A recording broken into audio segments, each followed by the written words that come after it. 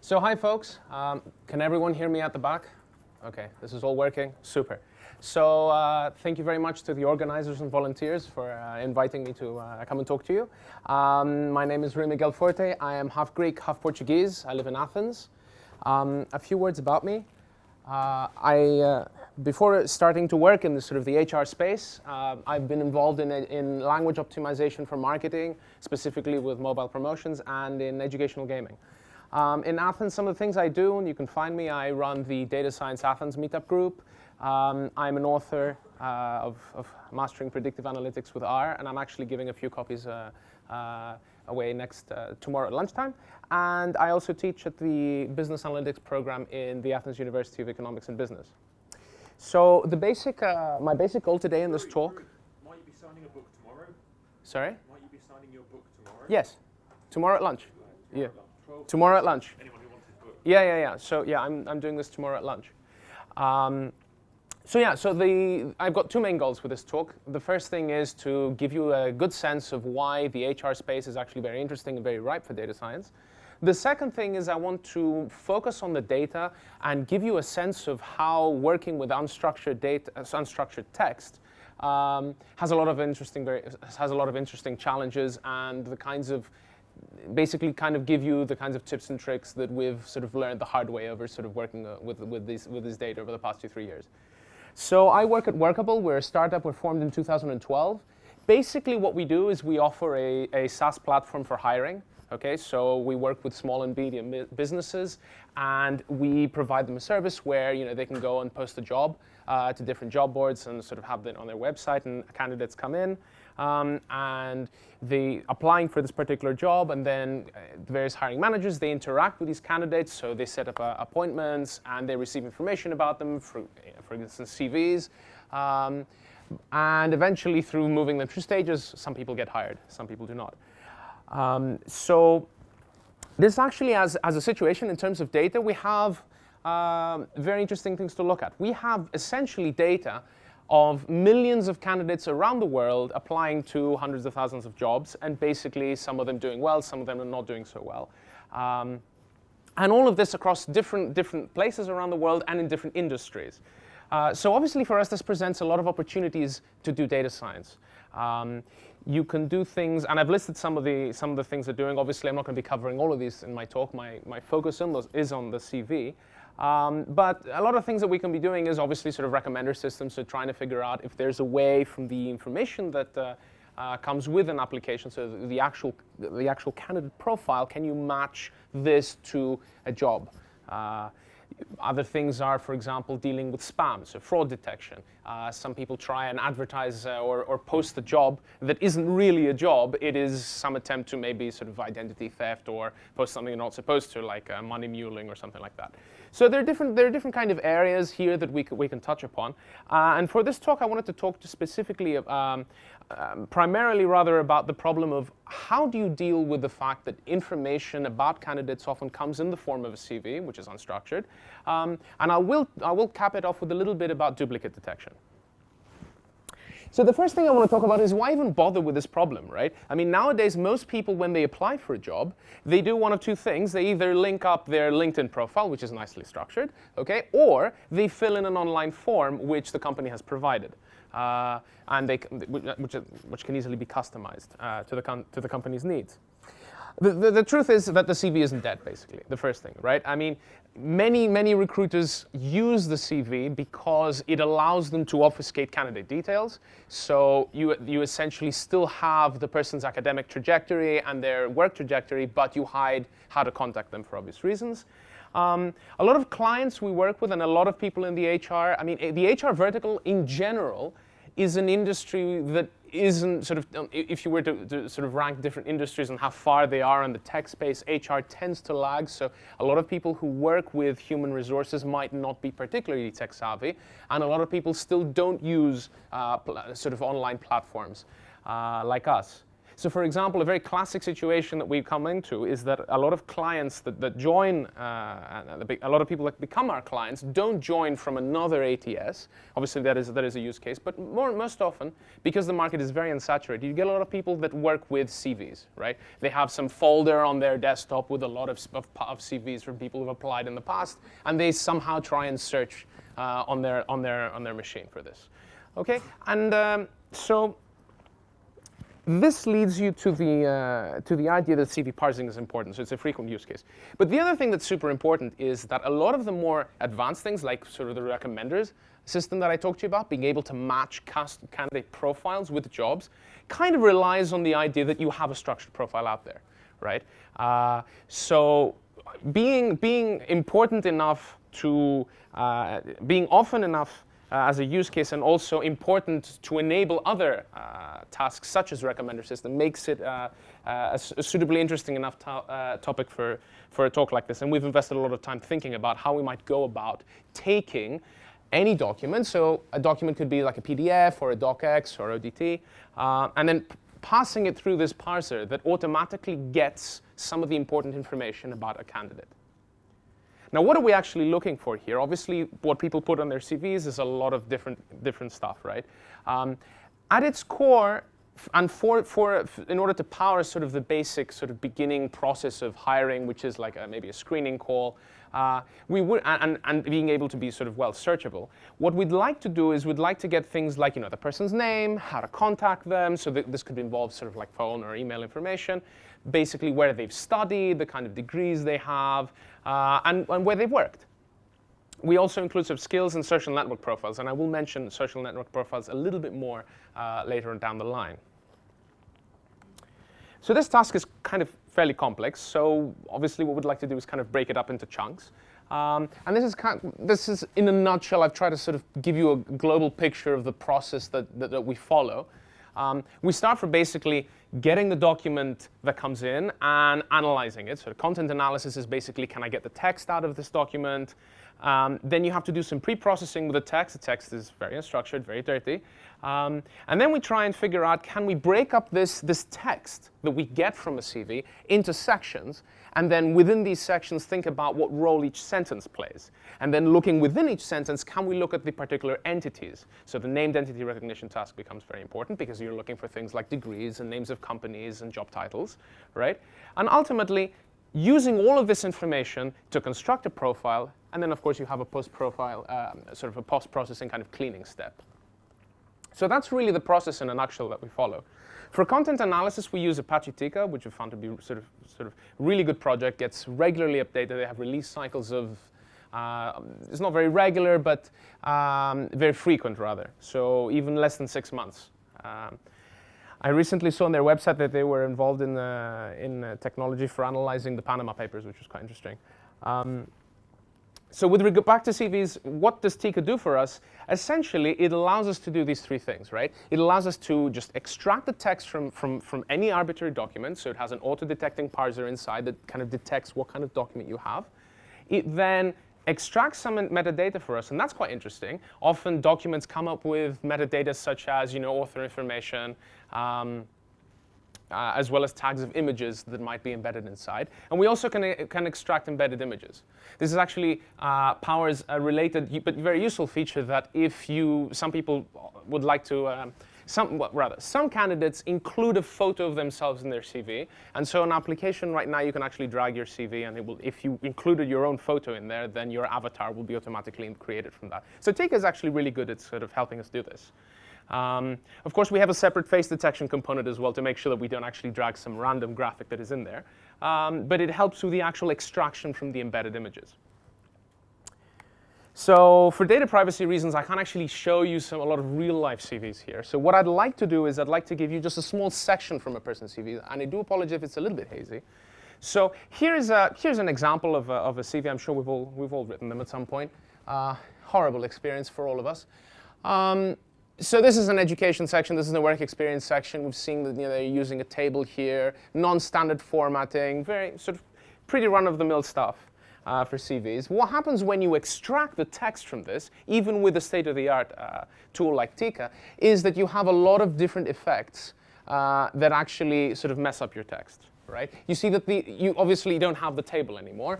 And actually what you see in the top left here is you've seen that what Tika has done is it's taken the first column and scanned it, and then it's taken the second column and scanned it, and then the third column and scanned it, right? And this is obviously not very useful for us, because what we'd like to do when we're looking at something like this is actually read it row-wise. Okay? So we can actually get, because this is one educational entry, this is another educational entry, and this is the third educational entry. Small tip here, if you are writing a CVs and you expect your CV to be parsed by a bot or a program like ours, then make sure you do not use tables, right? Tables are the devil for this.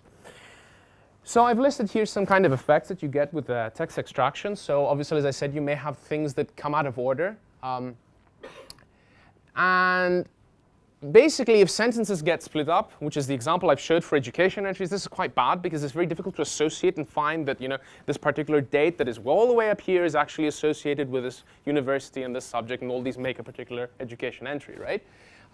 It's also bad if the entire sentence is sort of jump section, because you're probably going to think that they're playing a different role in the CV that you're analyzing.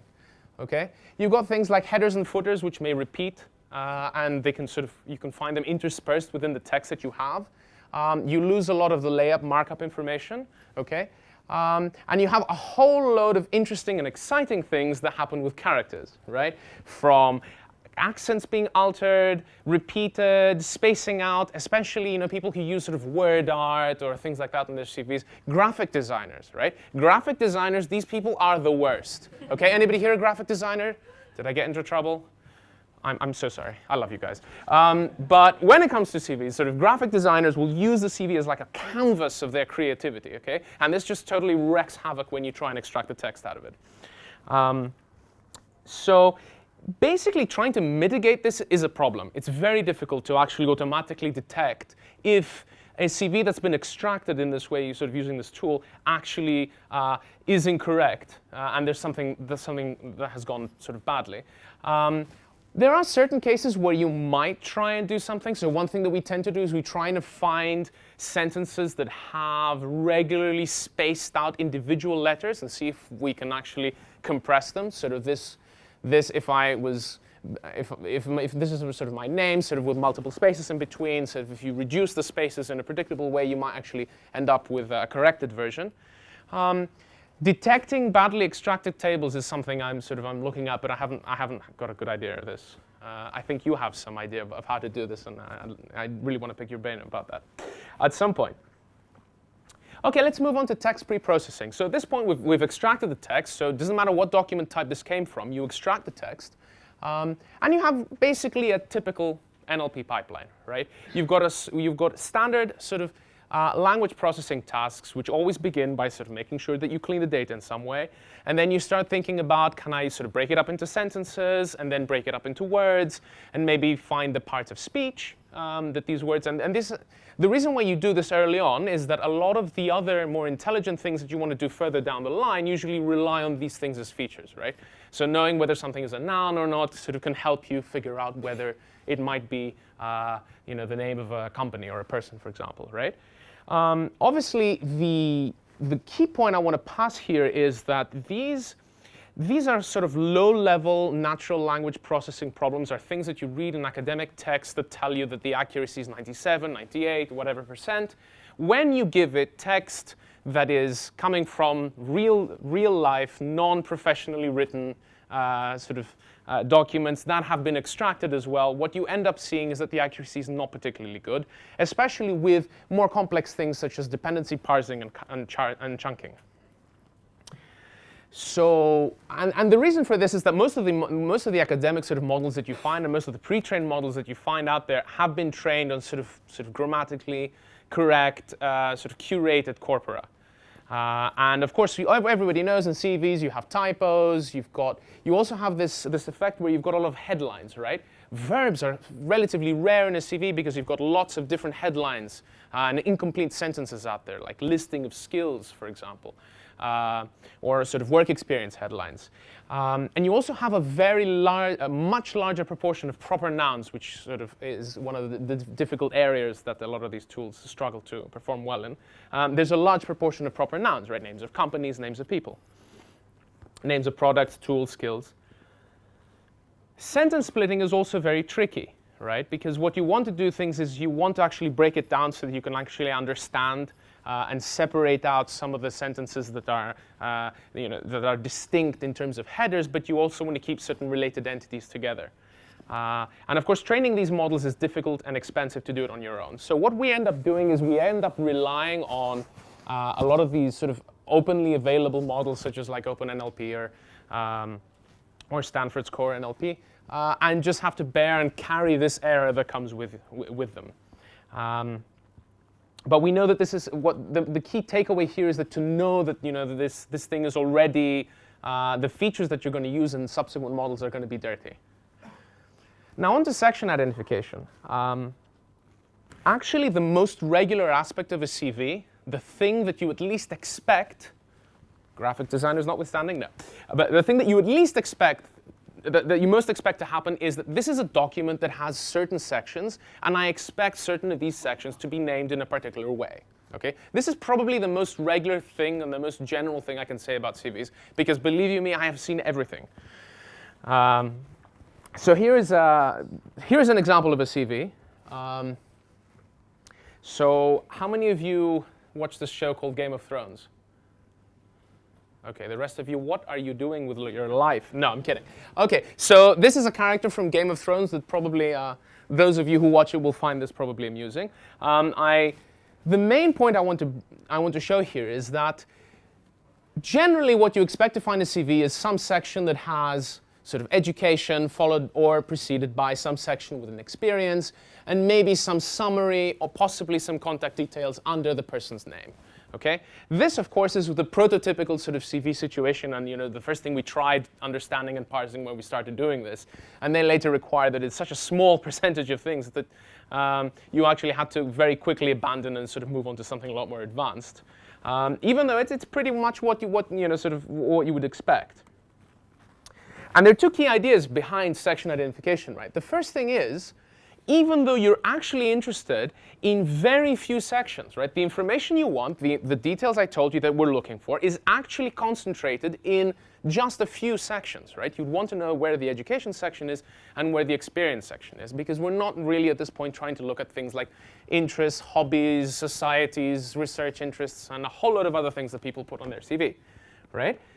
So generally, you're looking for only a few sections, but in order to do this task, to chunk your CV into different sections, you need to know where a section ends, and where does one section end, where another begins. So you actually need to be able to figure out where you need to know about other kinds of sections as well. The second key idea is already this could be a great feature on its own. Even if this is the only thing you do, you can actually get value of this if you build a good section identifier for unstructured documents, such as CVs. This is actually useful for two reasons. The first thing is it could help computer-assisted data entry if you just highlight the CV and help the person who's maybe manually trying to put in the correct information. You could just highlight where you think a particular section is. The second thing is that you can actually achieve better search because you normally tend to weight terms that appear in particular sections more or less, depending on their significance to whatever you're looking for, right? How do we solve this problem? So good old regular expressions.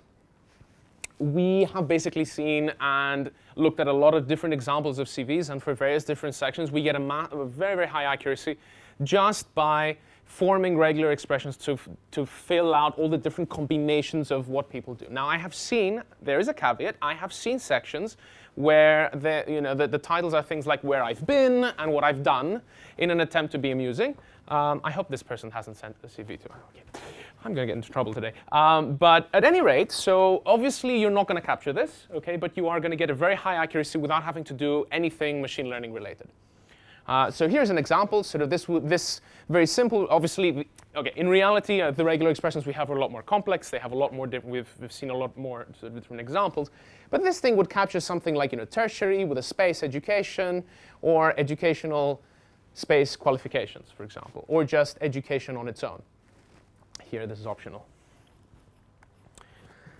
So okay, so you break down the CV and you think about different sections, and then you want the way we try and approach finding the information we want is, again, we say that just like with sections, there are only very few sentences inside this document that actually have the information we want.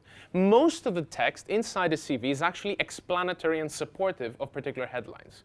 Why? People generally write, let's say, their work experience. They have a header like data scientist at workable so-and-so and so-and-so, so date. And beneath it, they write several sentences worth of explanations, what the person was doing, the skills they used, the tools they used, and sort of more about that. So that is actually a lot more text than just a simple headline, and the headline is what you want. So being able to identify headlines is very important. So we have designed a sentence classification task where what we're trying to do is a multi-way classification, look at sentences and classify them into one of these labels. Things like work experience, education, contact details, skills, and everything else. So the models we've currently have significant success with for doing this is sort of standard sort of linear SVMs. Most of the features we use at this point are things like, the sort of pause features. So if it doesn't have a verb in it, it's a good chance that this thing is a header. Things like, particular words that you might be interested in. So bag of words features are very prevalent. Obviously, what section you can find it in. Things like the general shape of the sentence. What are the distribution of spaces? If it has lots of tabs, for example, it's a good hint that this is a header, because a lot of the headers tend to have lots of tabs.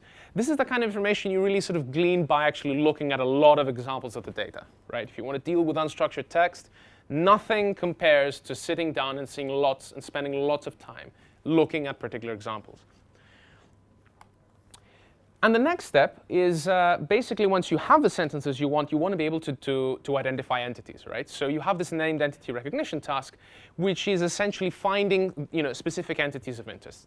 So here's an example. So I've labeled in blue sort of a job title. If this is a header, you could say that this is a job title, this is a date, this is the date, and this is an organization. And actually, this example in of itself is a good way for you to see why this is actually a non-trivial problem. Some people might say that only this part here is the job title. This is actually the name of a department. And some might say that you might want this to be one single date as a date range. Some people might say that this marker here, although the co is a marker that helps you understand that this is a company, might only want this term.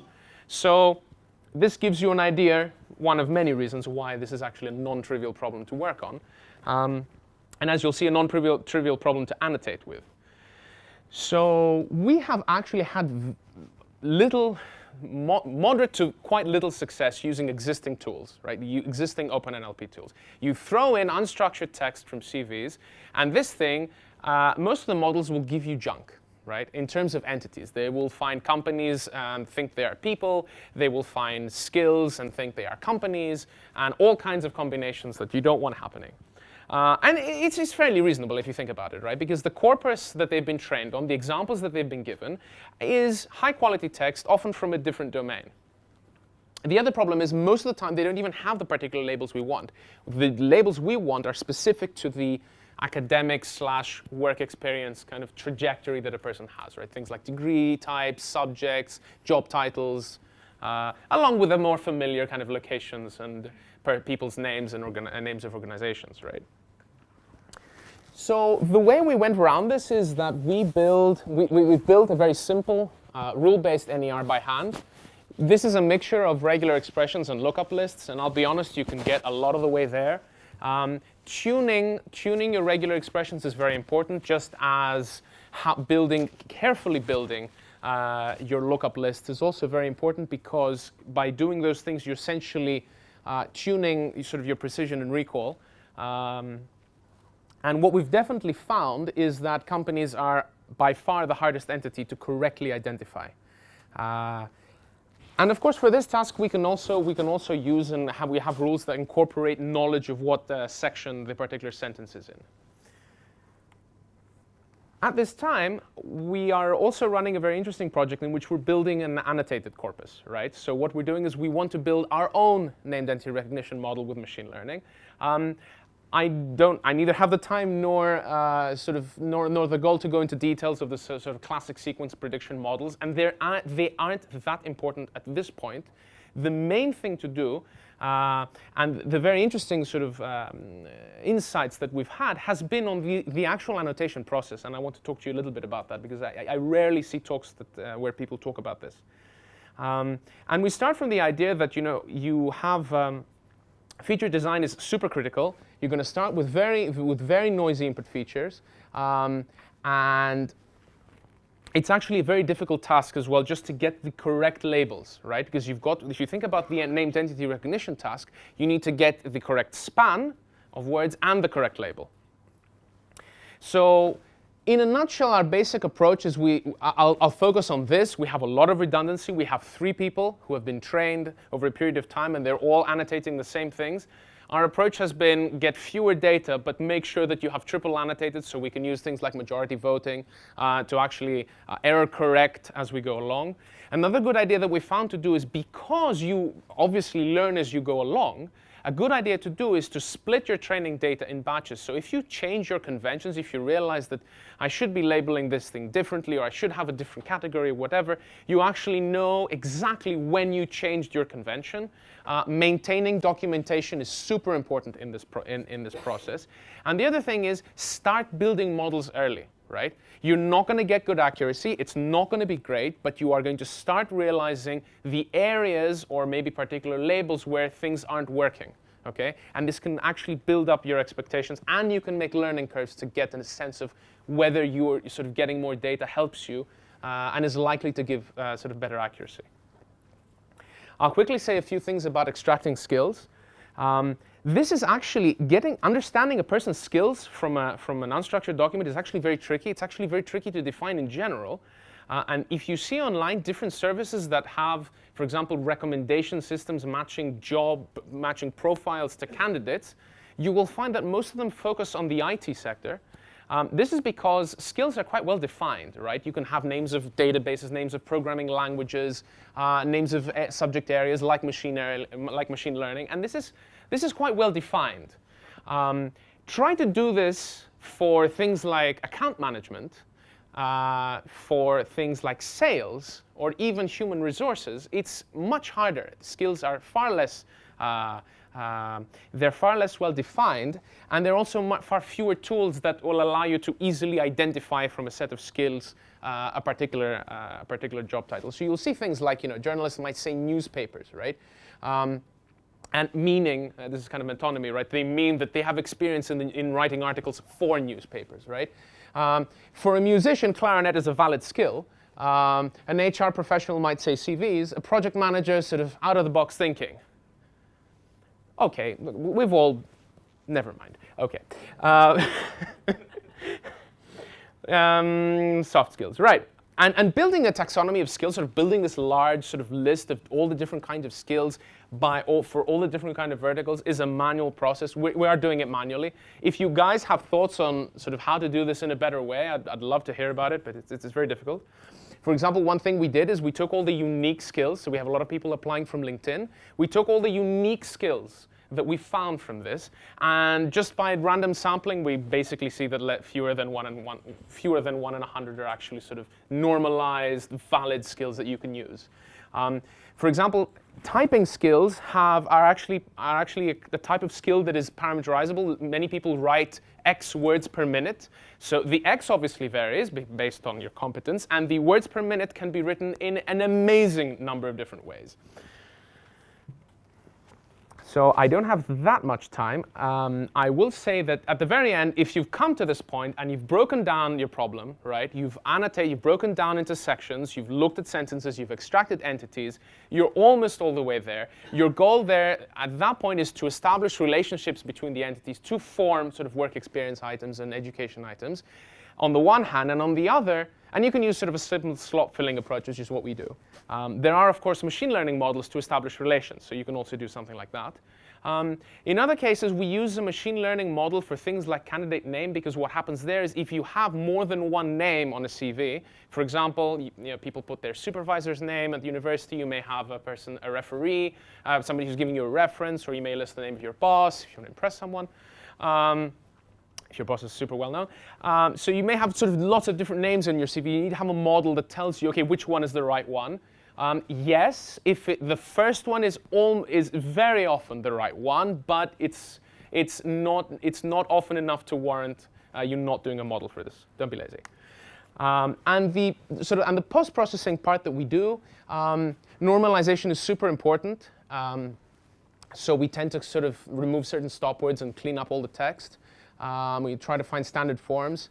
And we also have a pruning step that throws away kind of some of the entities that we find that are sort of very sparsely filled. And this is like an error correction step. I have some slides here that talk a little bit about the problem of finding duplicate profiles. In a nutshell, what this problem has to do is that as an applicant tracking system, we often get applications from the same person for the same job. And this isn't as rare as you might imagine.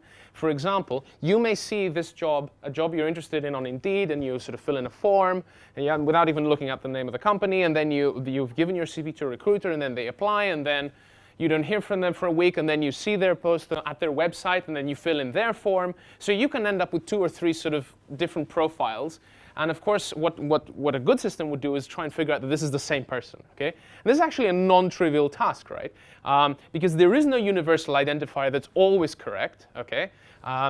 And this is for many different reasons. Sort of, fields can change. Fields can have many valid options. You can present information in different ways. There are some papers in the Greek government that have my name written like this. True story. So that is my name transliterated in Greek characters. And there are actually interesting transliteration tools that we use for applicants in Greece that transliterate names in Greek to their English equivalent. In a nutshell, the approach is normalize. I've said it before, normalization on text is super important. You can then compare sort of names with names and company names with company names and so on. And basically, the real magic is in this part. Using the correct type of comparator for the different field types will get you good features. There are fairly few of them. If you do this part correctly, logistic regression will work like a charm. You don't need anything harder than that. So to wrap up, I wanted to share with you, I have a few slides. I'm not sure if I'll get through all of these, but I'll maybe skim through them. I wanted to share a few tips and tricks that my team, we've collected sort of working with unstructured text like CVs over time. The first thing I mentioned here is bag of words. The classic thing you do with bag of words features, you throw away the really frequent ones that are stop words. You throw away the really rare ones because they also don't have information. You just keep sort of sweet spot in the middle. It turns out you should also manually check the ones you're keeping, because depending on your data, you might end up including certain words that might overfit.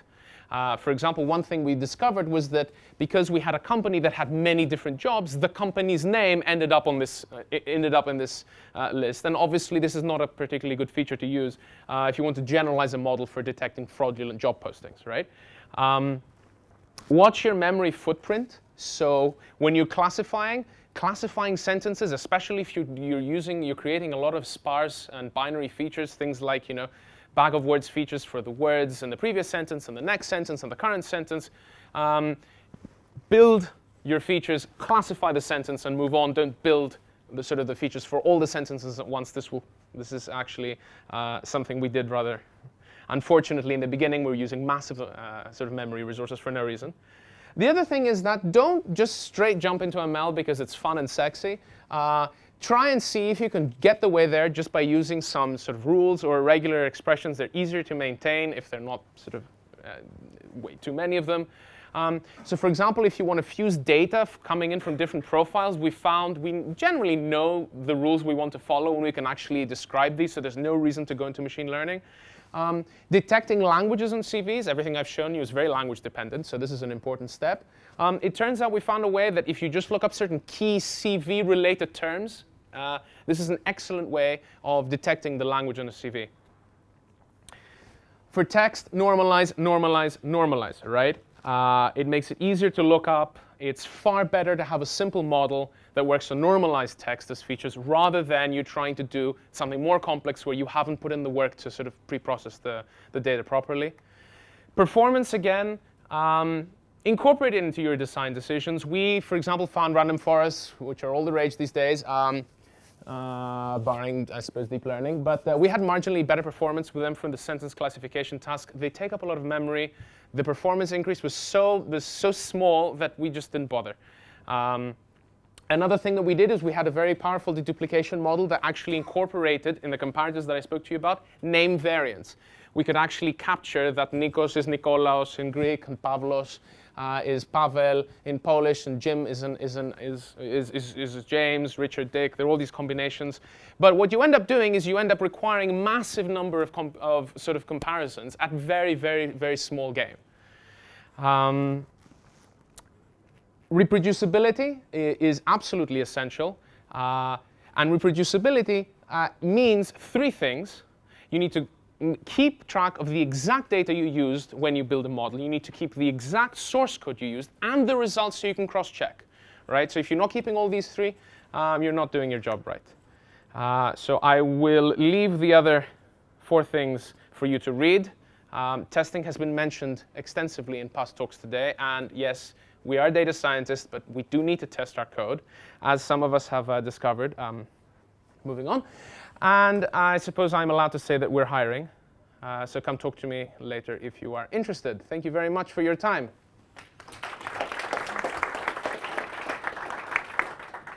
We have 9 minutes per question. OK, so 1 minute overboard then, not too bad. Do we give the microphones or yeah? OK. You. Well, one of you and then the other one.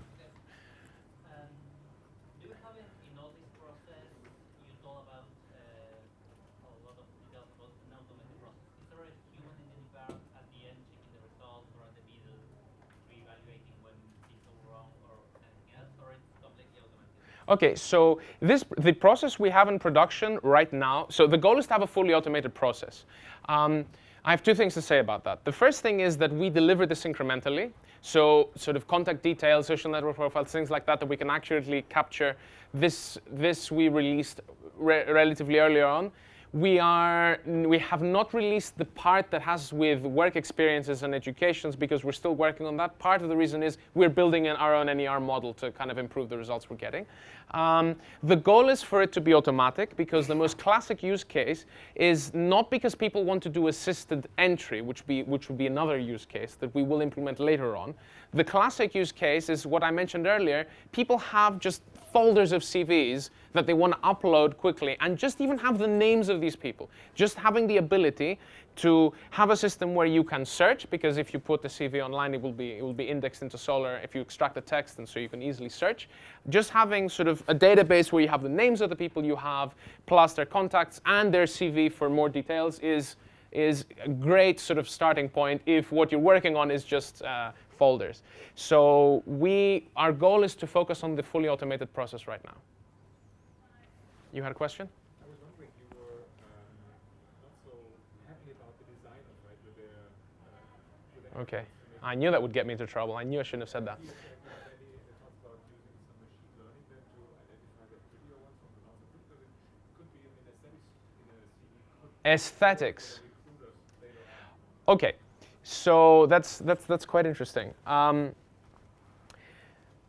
The short answer is no. We haven't tried to capture sort of some model of what CVs sort of visually look like better than others.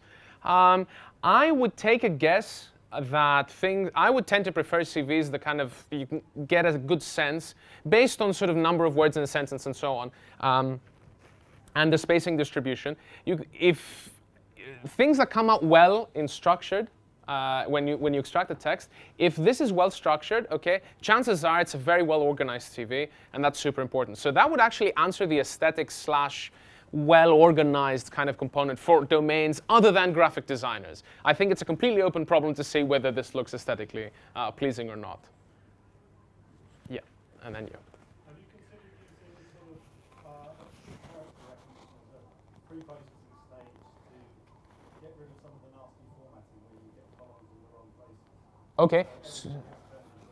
Right. So Tika actually incorporates Tesseract, and it does that automatically for you. So how do you So- get the situation where the columns, the data Yeah. stacked up against each other? Yeah, I mean, so this is automatically happening whether it's screened or scanned or not. Even with a Word document, we sometimes get this effect where it's a table and it just gets interpreted in the wrong order. Detecting that is quite difficult. It's difficult to detect whether a sequence of short, because that's what usually happens because they're cells of a table, sort of short entries should be organized into a table. Because even if you knew that happened, you needed to figure out, okay, so how many rows did the table have, right? So it's actually quite a tricky problem. Yes. Have you tried using PDF Miner? Is there any feedback you can share with that? PDF Miner. I've used iText, and I can tell you Tika is better, but I haven't tried PDF Miner. Just off the top, Okay. uses, well, it can give you font size, which might be useful for you Okay. in the We'll give it. Yeah. Okay. Yeah. That's good. Could you replace the recruiter and, for example, say, I've got these 10 or 20 CVs that Yeah. I like, Yeah. find me, or from these 1,000 CVs, find me ones which I will like as well? Or is that goal too far ahead? No, actually, it's not too far ahead. So generally the recommendation approach that we're building on. This is just one of the tracks. This is just one of the projects that my team is working on. We do have a separate track that is purely working on the recommendation problem.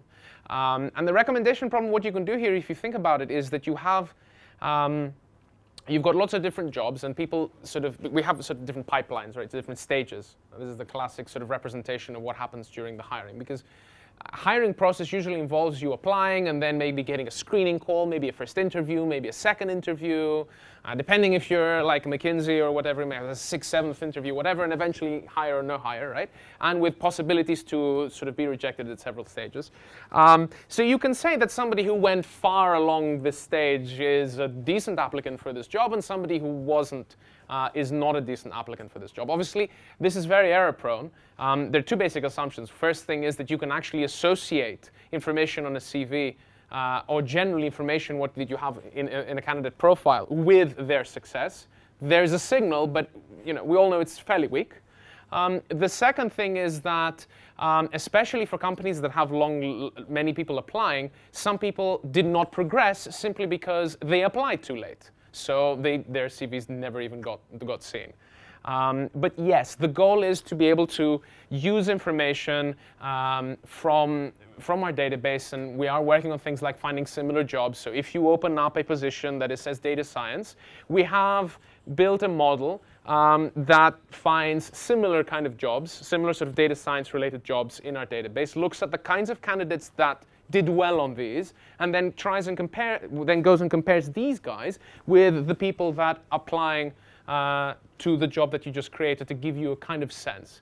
Again, the goal here obviously is not to replace, is not to give sort of a detailed and fine-grained rank. What you can generally do is at least capture whether some typical sort of requirements are being met.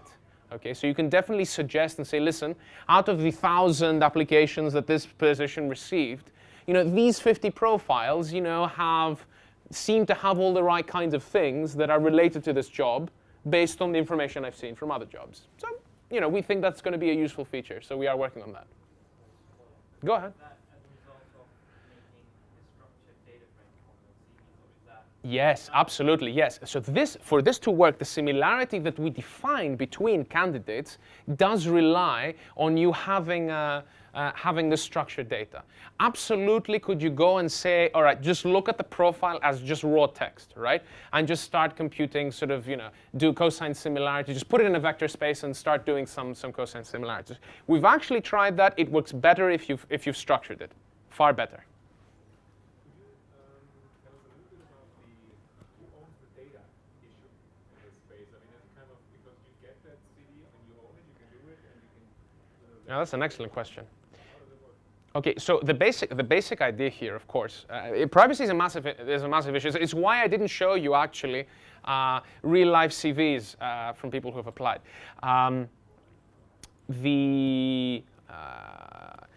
The main answer here is that you need whatever algorithm that you develop, right? So the ownership of the data is with the individual clients, right? If you apply to client A and you also apply to client B in our database, client A has absolutely no knowledge of what you're doing with client B and vice versa, of course. Now, if you use the information that you have, right, about you, the fact that you applied to client A and client B using an approach as I described, so something similar to collaborative filtering or content matching or whatever, these generally preserve privacy, right? Because essentially, you having applied to client A and client B just adds a counter somewhere, right? So you're just modifying certain numbers. So we feel that it's perfectly fair to do this, right? I mean, we're seeing sort of behavior and sort of counting things, and that doesn't really break anybody's privacy. Because none of your individual information ends up being shown, and nor will it to somebody else, right? I was less concerned about the privacy, Oh, okay. more about the company. If my company gives you whatever the 1,000 CVs we already have, Yes. scan it to Yeah. can you then use that data and say, well, we've seen all these CVs, or do your machines have scanned them? Well, our machines have scanned them, yes. Right, and then can you use that to further develop your I don't know, searches, or how do you handle that? Because in the end, you will need that pool of data to. Yes. So certainly they add to our training data for algorithms in that sense. Yes. In that sense, yes, we do use data to actually train and to see examples. Last Okay. question. Why do you think there's been so little pressure to establish formal guidelines for CVs? I mean, to make this sort of job so much easier. It seems that it's very arbitrary, right? I mean, people just. That's an interesting question. I think that there is a certain amount of pressure, and it's called LinkedIn for this. I mean, ultimately, it's I would say. I'm not sure globally, but certainly to a large, many places, it's the de facto standard for maintaining sort of your details. I maintain, for example, I maintain my LinkedIn profile a lot more frequently than I maintain my sort of sit and write sort of on a CV, right? I think that, I mean, this thing, exactly because it spans, it applies to everybody, right? It spans all industries, all individuals. Establishing any sort of convention is very difficult within a single community. Trying to doing it across the world, I think it's very difficult. I think, if you ask me in terms of direction, I think that over time, I strongly believe that the reliance on CVs is going to diminish. Not so much in terms of the concept of a CV, but basically a person's online footprint is going to grow over time because there is, also from the perspective of, if you think of how people hire today, there was an example given sort of for a developer in an earlier talk, that sort of a developer knowing their GitHub profile and knowing that they have contributed to an open source Java project, for example, would say that probably they know something about Java and that they're active and whatever. Similar thing with knowing sort of where they blog and knowing what they tweet about, things like that, that they themselves make public. And I think that there's going to be a large move towards taking and leveraging that information to establish online profiles that will essentially remove the requirement to parse CVs. Nonetheless, one interesting thing I would say is that a lot of the techniques that we're doing here that have to do with correctly identifying entities in text, understanding sort of this processing that we do still applies, because I've seen lots and lots of LinkedIn profiles where even though the person filling them in was told the names of the fields and what they should be filling in, you go and you analyze the profile and you see a lot of things that are mixed, non-standard errors and whatever. So a lot of the stuff even translates to structured profiles as well. So, okay. I don't know if that answered your question, but I hope it did. Thank you. It was a privilege to be here.